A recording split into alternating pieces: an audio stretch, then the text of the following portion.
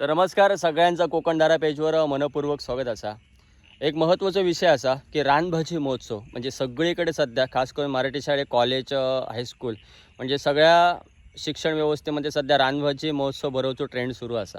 तर माका सगळ्यांका एक सांगायचं असा की रानभाजी महोत्सव भरवचो की न भरवचो, तर मी ह्या मताचो असं की रानभाजी महोत्सव तुम्ही भरवू नकात। त्याचं महत्त्वाचं कारण म्हणजे तुम्ही मुलांका सांगतात की रानभाजी घेऊन या, मुला काय ती जाणत नाही रानभाजी रानात आणू, त्यांचे आईवडील त्यांना ती रानभाजी आणून देतात। ती मुलं जी पानं असत किंवा फांदी जे असत ते घेऊन शाळेत जातात, टेबलावर ठेवतात आणि माहिती देतात। पण खऱ्या अर्थानं त्या रानभाजीचा निसर्गातला महत्त्व काय आहे, मानवी आयुष्यातलं महत्त्व काय आहे, निसर्ग साखळीतील महत्त्व काय आहे, त्यांचा नैसर्गिक नाव काय, त्यांचा शास्त्रीय नाव काय, त्यांचे औषधी गुणधर्म काय, हे कोणच खयच्याच शाळेत मुलं सांगणार नाही किंवा शिक्षक पण सांगणार नाही।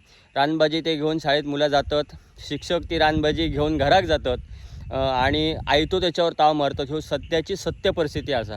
तर माका त्या प्रत्येक मुलांका खास करून पालकांका आणि त्या शिक्षकांका मग एक नम्र विनंती असा, तुम्ही जर रानभाजी महोत्सव जर भरवचो असात तर तो शाळेत भरवू नका।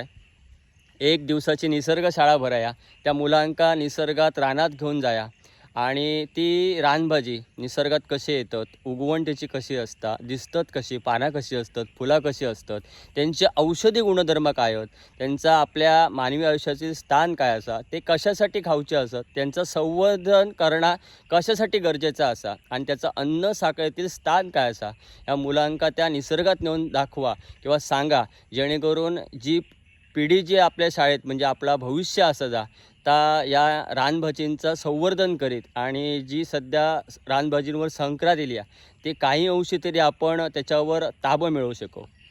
धन्यवाद।